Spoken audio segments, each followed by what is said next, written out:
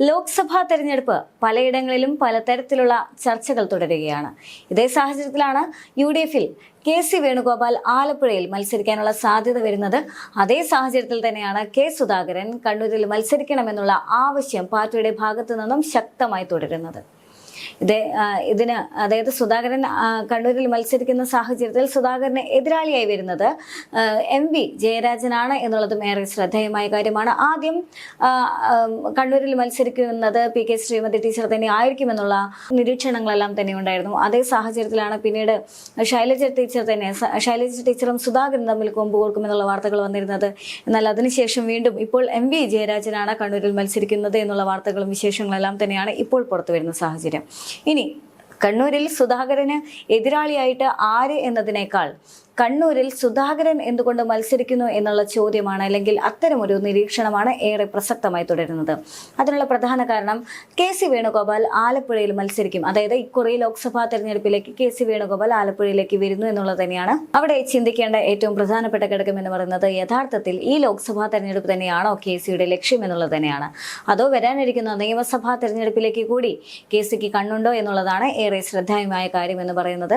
മറ്റൊരു കാര്യം, സുധാകരൻ കഴിഞ്ഞ തവണയാണെങ്കിൽ പോലും സുധാകരന് മത്സരിക്കാനായിട്ട് താല്പര്യമില്ല എന്ന് നിരന്തരം പറയുന്ന രാഷ്ട്രീയ സാഹചര്യമായിരുന്നു. പക്ഷേ PK ശ്രീമതി ടീച്ചറോട് ആദ്യത്തെ തവണ, അതായത് 2014 PK ശ്രീമതി ടീച്ചറോട് പരാജയപ്പെട്ടൊരു സാഹചര്യം ഉണ്ടായിരുന്നു. അപ്പോൾ ആ ഒരു പരാജയത്തിൽ നിന്നും വീണ്ടും കരകയറാനായിട്ട്, മാത്രമല്ല CPM-ന് എതിരാളിയായിട്ട് അവിടെ നിർത്താനായിട്ട് മറ്റാരുമില്ല എന്നുള്ളൊരു തീരുമാനവും, ഇത്തരത്തിലുള്ള ഒരുപാട് തീരുമാനങ്ങളുടെയും അല്ലെങ്കിൽ ഇത്തരത്തിലുള്ള ഒരുപാട് സാഹചര്യങ്ങൾ കൊണ്ട് തന്നെ ആ സാഹചര്യങ്ങളുടെ സമ്മർദ്ദമാണ് യഥാർത്ഥത്തിൽ സുധാകരൻ 2019-ലും കണ്ണൂരിൽ മത്സരിക്കാനുള്ള ഒരു സാധ്യതയുണ്ടാക്കിയത്. അതായത് വീണ്ടും ഒരു ജയം അനിവാര്യമായിരുന്നു. സുധാകരനെ സംബന്ധിച്ചിടത്തോളം ഒരു അഭിമാന പോരാട്ടം തന്നെയായിരുന്നു 2019-ലേതെന്ന് പറയുന്നത്. മാത്രമല്ല സുധാകരനോളം തലപ്പൊക്കമുള്ള ഒരു നേതാവ് കോൺഗ്രസിൽ ഇല്ല എന്നുള്ളൊരു അത്തരമൊരു പരാമർശവും കോൺഗ്രസ് പാർട്ടിയുടെ ഭാഗത്തു നിന്നും ഉണ്ടാവുകയാണ്. അതുകൊണ്ട് സുധാകരൻ വീണ്ടും മനസ്സോടെ എല്ലാവരുടെയും എതിർപ്പിനെ മാത്രം ഭയന്നുകൊണ്ട് സുധാകരൻ വീണ്ടും കണ്ണൂരിൽ മത്സരിക്കുന്ന സാഹചര്യമായിരുന്നു. പക്ഷെ കണ്ണൂരിൽ സുധാകരൻ വിജയിക്കുന്ന സാഹചര്യമായിരുന്നു. സുധാകരൻ ഇപ്പോൾ KPCC പ്രസിഡന്റ് കൂടിയാണ് എന്നുള്ളതും ഇവിടെ ഏറെ ശ്രദ്ധേയമാണ്. ഇപ്പോൾ സുധാകരൻ ആദ്യത്തെ പോലെ തന്നെ തനിക്ക് മത്സരിക്കാൻ താല്പര്യമില്ല എന്ന് മുൻകൂട്ടി തന്നെ വ്യക്തമാക്കിയിട്ടുണ്ട്. പക്ഷേ സുധാകരന്റെ ഈ തീരുമാനങ്ങൾ വീണ്ടും പാർട്ടി അംഗീകരിക്കുന്നില്ല. ഹൈക്കമാൻഡിന്റെ തീരുമാനം അനുസരിച്ച് സുധാകരൻ കണ്ണൂരിൽ തന്നെ മത്സരിക്കണമെന്നുള്ള വാർത്തകളെല്ലാം തന്നെ വരുന്നുണ്ട്. അതേ സാഹചര്യത്തിൽ ഇത്തരം ഒരു സമ്മർദ്ദം സുധാകരന് നേരെ വരാനുള്ള പ്രധാനപ്പെട്ട കാരണം എന്താണെന്ന് പരിശോധിക്കാം. ആ പ്രധാനപ്പെട്ട കാരണം പരിശോധിക്കുന്ന അതേ സാഹചര്യത്തിൽ തന്നെ സുധാകരൻ തോറ്റു കഴിഞ്ഞാൽ എന്തെല്ലാം സംഭവിക്കുമെന്നും സുധാകരൻ ജയിച്ചു കഴിഞ്ഞാൽ എന്തെല്ലാം സംഭവിക്കുമെന്നുമാണ് അവിടെ ഏറ്റവും അധികം ശ്രദ്ധ ചെലുത്തേണ്ട രണ്ട് വസ്തുതകൾ എന്ന് പറയുന്നത്. ആദ്യം തന്നെ പരിശോധിക്കാം സുധാകരൻ തോറ്റു കഴിഞ്ഞാൽ എന്ത് സംഭവിക്കുമെന്ന്. സുധാകരൻ തോറ്റു കഴിഞ്ഞാൽ അതായത് ഇപ്പോഴത്തെ KPCC പ്രസിഡന്റ് എന്നുള്ള ഒരു ആ പദവി കഴിഞ്ഞ ദിവസത്തെ VD സതീശന് എതിരെയുള്ള ഒരു അപമാനകരമായിട്ടുള്ള ഒരു പരാമർശം നടത്തിയതിനെ ചൊല്ലിക്കൊണ്ട് വലിയ തരത്തിലെല്ലാം തന്നെ തർക്കങ്ങൾ നിൽക്കുന്ന സാഹചര്യമാണ്. പലതരത്തിലുള്ള വിമർശനങ്ങൾ അദ്ദേഹത്തിനെതിരെ വരുന്നുണ്ട്. എന്ത് തന്നെയാണെങ്കിലും VD സതീശൻ അതെല്ലാം തന്നെ തേച്ചുമാച്ച് കളയാനുള്ള നീക്കം അദ്ദേഹത്തിന്റെ ഭാഗത്തു നിന്നുണ്ടെങ്കിൽ പോലും യഥാർത്ഥത്തിൽ സുധാകരന് എതിരെ പാർട്ടിയുടെ ഉള്ളിൽ നിന്ന് പോലും പലതരത്തിലുള്ള വിമർശനങ്ങളെല്ലാം തന്നെ ഉയരുന്ന സാഹചര്യമാണ്. സുധാകരൻ എങ്ങനെയെല്ലാം തന്നെ ന്യായീകരിച്ചിട്ടും അതൊന്നും തന്നെ വെളുപ്പിക്കാനായിട്ട് സാധിക്കുന്നില്ല എന്നുള്ള ഒരു രാഷ്ട്രീയ സാഹചര്യം കൂടി കാര്യത്തിലുണ്ട്. ആദ്യത്തെ VD സതീശനുമായിട്ടുള്ള ഒരു മൈക്ക് വിവാദം ഉണ്ടായിരുന്നു. നീ സംസാരിക്കും ഞാൻ സംസാരിക്കും, അത്തരം ഒരു മൈക്ക് വിവാദം ഉണ്ടായിരുന്നു. ആ വിവാദത്തിൽ ഒരു പക്ഷേ മൈക്കിന്റെ ഒരു പേര് പറഞ്ഞായിരുന്നു സുധാകരൻ അന്ന് തടി തപ്പിയിട്ടുണ്ടായിരുന്നു. പക്ഷേ ഈ സാഹചര്യത്തിൽ സുധാകരൻ അത് സാധിച്ചിട്ടില്ല എന്നതും ഒരു വലിയൊരു ഗുരുതരമായ പ്രശ്നമായി തന്നെ സുധാകരനെ അലട്ടുന്നുണ്ട്. അപ്പോൾ KPCC പ്രസിഡന്റ് എന്ന് പറയുന്ന ഒരു സ്ഥാനം അവിടെയുണ്ട്. മറ്റൊരു പ്രധാനപ്പെട്ട ഘടകം എന്ന് പറയുന്നത് 2019-ലെ ലോക്സഭാ തെരഞ്ഞെടുപ്പിന്റെ റിസൾട്ടാണ്. 2019-ലെ ലോക്സഭാ തെരഞ്ഞെടുപ്പിൽ കോൺഗ്രസിന് ഒരു മികച്ച വിജയം തന്നെയായിരുന്നു. അതായത് 19 സീറ്റുകൾ സ്വന്തമാക്കിക്കൊണ്ടായിരുന്നു കോൺഗ്രസ് മുന്നേറിയിട്ടുണ്ടായിരുന്നത് എന്നുള്ളതാണ്, അഥവാ UDF മുന്നേറിയത് എന്നുള്ളതാണ്. യഥാർത്ഥത്തിൽ UDF-ന് അന്ന് അനുകൂല തരംഗമുണ്ടാക്കാനുള്ള ഏറ്റവും പ്രധാനപ്പെട്ട ഘടകം എന്ന് പറയുന്നത് ഒന്നാമത്തേത് രാഹുൽ ഗാന്ധി പ്രധാനമന്ത്രിയാകുന്നു എന്ന് പറയുന്ന ആ വലിയൊരു ഇമേജ്, ഒരു രാഹുൽ ഗാന്ധി തരംഗം അത് രാജ്യത്തുടനീളം ഉണ്ടായിരുന്നു. ആ രാജ്യത്തുടനീളം സംഭവിച്ചതിന്റെ ഒരു വലിയൊരു കാറ്റ് ഇങ്ങ് തെക്കോട്ടേക്കും ഇങ്ങ് കേരളത്തിലേക്കും ഉണ്ടായി എന്നുള്ളതാണ് അവിടുത്തെ ഏറ്റവും ശ്രദ്ധേയമായ കാര്യം. മറ്റൊരു പ്രധാനപ്പെട്ട ഘടകം എന്ന് പറയുന്നത് ശബരിമല സ്ത്രീ പ്രവേശന വിധിയുമായി ബന്ധപ്പെട്ടുകൊണ്ട് സർക്കാരിനെതിരെ, അതായത് ഇടതുപക്ഷ സർക്കാരിനെതിരെ വലിയ തരത്തിലുള്ള ഒരു രോഷം ജനങ്ങളുടെ ഭാഗത്തു നിന്നുമുണ്ടായിരുന്നു. ആ രോഷം വേണ്ട വിധത്തിൽ ആളിക്കത്തിക്കാനായിട്ട് സംഘപരിവാറിനും സാധിച്ചിട്ടുണ്ട്. യഥാർത്ഥത്തിൽ കേരളത്തിലെ BJP പ്രവർത്തകർക്കും സംഘപരിവാറും ആ സർക്കാർ വിരുദ്ധത ഉണ്ടാക്കിയെടുക്കാൻ വളരെയധികം അക്ഷീണം പ്രയത്നിച്ചിട്ടുണ്ട്. ഒരുപക്ഷെ കോൺഗ്രസിനേക്കാൾ കൂടുതൽ സംഘപരിവാർ അഹോരാത്രം ഇരുന്നുകൊണ്ട് അത്തരമൊരു പ്രയത്നം സംഘപരിവാറിന്റെ ഭാഗത്തു നിന്നുണ്ടായിരുന്നു. പക്ഷേ കേരളത്തിലെ സാമൂഹികപരമായുള്ളതും അതുപോലെ തന്നെ രാഷ്ട്രീയപരമായിട്ടുള്ള സാഹചര്യത്തിൽ സംഘപരിവാറിന് വോട്ട് ചെയ്യുക എന്ന് പറയുന്നത് വലിയൊരു പ്രശ്നമായി ഒരുപക്ഷെ ജനങ്ങൾക്കിടയിൽ വന്ന സാഹചര്യത്തിൽ സംഘപരിവാറിന് വോട്ട് ചെയ്ത് വിജയിപ്പിക്കാൻ താല്പര്യമില്ലാത്ത ആളുകൾ, അതേസമയം തന്നെ ഇടതുമുന്നണിയെ സപ്പോർട്ട് ചെയ്യാനും താല്പര്യമില്ലാത്ത ജനങ്ങൾക്ക് മറ്റൊരു ഓപ്ഷനേ ഉണ്ടായിരുന്നുള്ളൂ, അത് UDF ആയിരുന്നു. അതുകൊണ്ട് തന്നെയാണ് UDFിലേക്ക് വലിയൊരു കുത്തൊഴുക്ക് ജനങ്ങളുടെ ഭാഗത്തുനിന്നും, വോട്ടിന്റെ കാര്യത്തിൽ വലിയൊരു കുത്തൊഴുക്ക് ജനങ്ങളുടെ ഭാഗത്തുനിന്നും ഉണ്ടായതെന്നുള്ളതാണ്.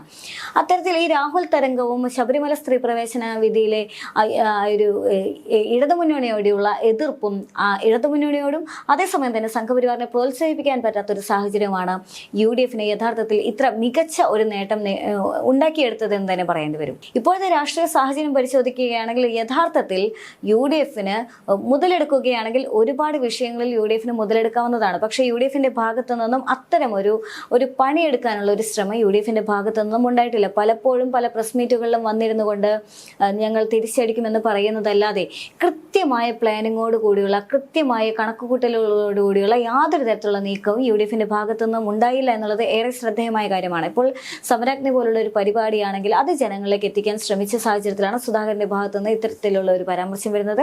മാത്രമല്ല പ്രതിപക്ഷ നേതാവും KPCC പ്രസിഡന്റും ഒരുമിച്ച് ഒരേ വേദിയിൽ പങ്കെടുക്കുന്നു, അല്ലെങ്കിൽ ഇത്തരം ഒരു പരിപാടിയിൽ പങ്കെടുക്കുന്നു എന്ന് പറയുന്നതും ആക്ഷേപം ഉണ്ടാക്കിയിട്ടുണ്ട്, വിമർശനങ്ങൾക്കെല്ലാം തന്നെ പാത്രമായിട്ടുണ്ട്. മറ്റൊന്ന് എന്ന് പറയുന്നത് UDFിനുള്ളിലെ സീറ്റ് തർക്കത്തിന് ഇതുവരെയും പരിഹാരമായിട്ടില്ല എന്നുള്ളതാണ്. മറ്റൊരു പ്രധാനപ്പെട്ട ഘടകം എന്ന് പറയുന്നത് ദേശീയ തലത്തിൽ പരിശോധിക്കുകയാണെങ്കിൽ ഇന്ത്യ മുന്നണി എന്ന് പറയുന്ന വലിയ പ്രതീക്ഷ, ഇന്ത്യ മുന്നണി ഒരുമിച്ച് ഇന്ത്യ എല്ലാം തന്നെ ഒറ്റക്കെട്ടാകുന്നു എന്ന് പറയുന്ന ആ വലിയൊരു പ്രതീക്ഷ ഇപ്പോൾ മങ്ങിത്തുടങ്ങുന്ന ഒരു രാഷ്ട്രീയ സാഹചര്യമാണ്.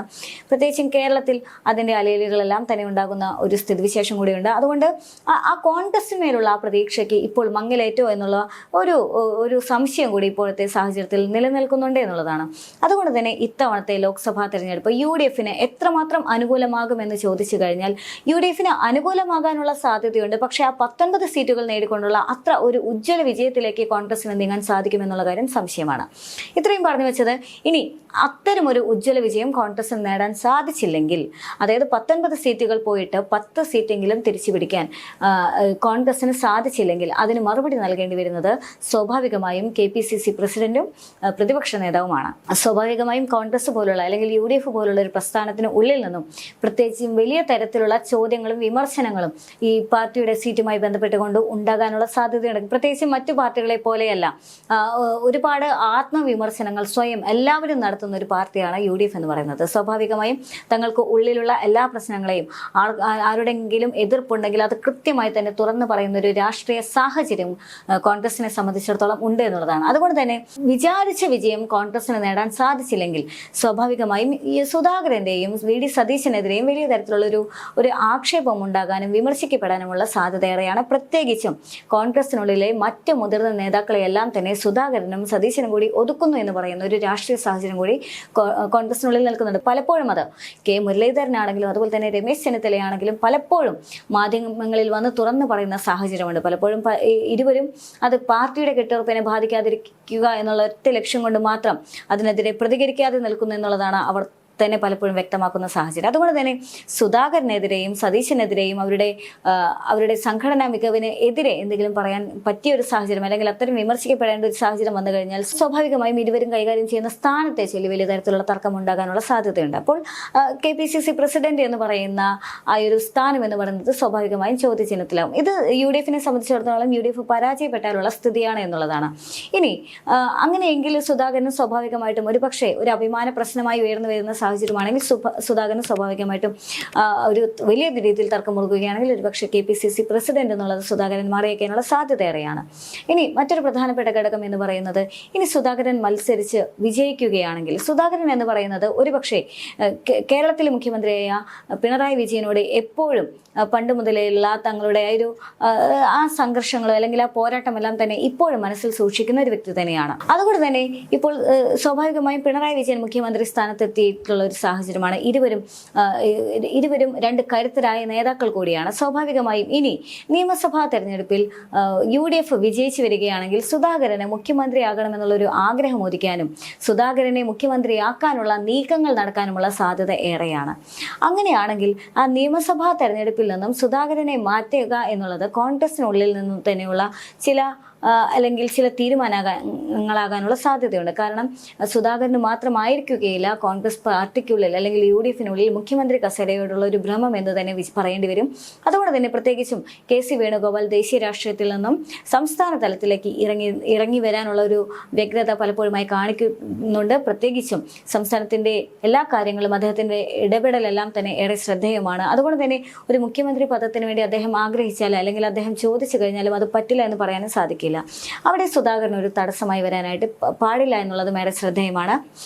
പ്രത്യേകിച്ച് ഒരു KC ഗ്രൂപ്പ് തന്നെ ശക്തമായി നിൽക്കുന്ന ഈ ഒരു സാഹചര്യത്തിൽ സുധാകരനെ ഒതുക്കുക എന്നുള്ളത് ഒരു രാഷ്ട്രീയ തന്ത്രം കൂടിയാണ്. കാരണം സുധാകരൻ ഇപ്പോൾ മത്സരിച്ച് വിജയിക്കുകയാണെങ്കിൽ, അതായത് MV ജയരാജനുമായും ശക്തമായൊരു പോരാട്ടം വരികയും MV ജയരാജനെ മത്സരിച്ച് തോൽപ്പിക്കുകയുമാണെങ്കിൽ സുധാകരൻ കേരളത്തിൽ നിന്ന് മാറി ലോക്സഭയിലേക്ക് മാറുന്നു എന്നുള്ളതാണ് അവിടുത്തെ ഏറ്റവും ശ്രദ്ധേയമായ കാര്യം എന്ന് പറയുന്നത്. അപ്പോൾ സ്വാഭാവികമായിട്ടും കേരളത്തിലെ ഈ നിയമസഭാ തെരഞ്ഞെടുപ്പിൽ സുധാകരൻ എന്ന് പറയുന്ന വലിയൊരു വെല്ലുവിളി കോൺഗ്രസിൽ ഉണ്ടാവുകയില്ല എന്നുള്ളതുമാണ് ഏറ്റവും ശ്രദ്ധേയമായ കാര്യം. ഇനി സുധാകരന്റെ വിജയസാധ്യത, MV ജയരാജനുമായി അദ്ദേഹത്തിന്റെ ഒരു വിജയസാധ്യത എന്ന് പറയുന്നത് സ്വാഭാവികമായും ഒരു കടുത്ത അല്ലെങ്കിൽ ഒരു കനത്ത മത്സരം തന്നെ കണ്ണൂരിൽ ഉണ്ടാകാനുള്ള സാധ്യതയുണ്ട് എന്നുള്ളത് ശ്രദ്ധേയമാണ്. പ്രത്യേകിച്ചും സുധാകരനെ സംബന്ധിച്ചിടത്തോളം കണ്ണൂരിൽ ഒരുപക്ഷെ ശ്രീമതി ടീച്ചർക്ക് കഴിഞ്ഞ തെരഞ്ഞെടുപ്പിൽ ഓളങ്ങൾ ഉണ്ടാക്കാൻ സാധിച്ചില്ല, വലിയ തരത്തിലുള്ള ഓളം ഉണ്ടാക്കാൻ സാധിച്ചില്ല. പാർട്ടി പ്രതീക്ഷിച്ച ഒരു മികവിലേക്ക് ശ്രീമതി ടീച്ചർക്ക് കൊണ്ടുപോകാൻ സാധിച്ചില്ല എന്നുള്ള വിമർശനങ്ങൾ പാർട്ടിക്ക് അകത്തുനിന്ന് തന്നെ ശ്രീമതി ടീച്ചർക്കെതിരെയുണ്ട്.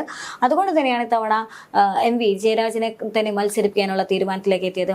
MV ജയരാജനും യഥാർത്ഥത്തിൽ മത്സരിച്ച് പരാജയപ്പെടുകയാണെങ്കിൽ അദ്ദേഹത്തിന്റെ ജില്ലാ സെക്രട്ടറി സ്ഥാനം നഷ്ടമാകുമോ എന്നുള്ളൊരു ആശങ്ക കൂടിയാണ്. കാരണം ഇപ്പോൾ മത്സരത്തിലേക്ക് ഇറങ്ങുന്ന സാഹചര്യത്തിൽ തൽക്കാലത്തേക്ക് ആ പദവിയിൽ നിന്ന് മാറി നിന്നുകൊണ്ടായിരിക്കും അദ്ദേഹം മത്സരിക്കുക. ഇനി സുധാകരനുമായിട്ടുള്ള മത്സരത്തിൽ അദ്ദേഹം സുധാകരൻ പരാജയപ്പെടുകയാണെങ്കിലും ഇരുവരും വഹിക്കുന്ന സ്ഥാനത്തെ ചൊല്ലി വലിയ രീതിയിലുള്ളൊരു ആശങ്ക ഇപ്പോഴും നിലനിൽക്കുന്നുണ്ട്. ഇനി MV ജയരാജനും അതുപോലെ തന്നെ K സുധാകരനും തമ്മിലുള്ള ഒരു വലിയൊരു രാഷ്ട്രീയ പോരാട്ടം തന്നെ അരങ്ങേറാനുള്ള സാധ്യത കണ്ണൂരിൽ ഏറെയാണ് എന്നുള്ളതാണ്. ആ രാഷ്ട്രീയ പോരാട്ടത്തിൽ സുധാകരന് ജയിച്ചാലോ ആണോ തോറ്റാലാണോ സുധാകരന് ഏറെ അഭികാമ്യം എന്നുള്ളൊരു വലിയ ഒരു ചോദ്യചിഹ്നത്തിന് നടുവിൽ തന്നെയാണ് ഇപ്പോൾ K സുധാകരൻ ഉള്ളത്. എന്ത് തന്നെയാണെങ്കിലും കണ്ണൂരിലെ ഈ ലോക്സഭാ തെരഞ്ഞെടുപ്പ് കണ്ണൂരിൽ കനക്കുന്ന സാഹചര്യത്തിൽ ആരുടെ കൂടെയായിരിക്കും, അല്ലെങ്കിൽ സുധാകരന് ജയമാണോ തോൽവിയാണോ എന്നുള്ള ഒരു ചോദ്യം, ആ ജയവും തോൽവിയും സുധാകരനെ എന്തിലേക്ക് നയിക്കുന്നു എന്നുള്ള ചോദ്യവും ഏറെ പ്രസക്തമായി തന്നെ തുടരും.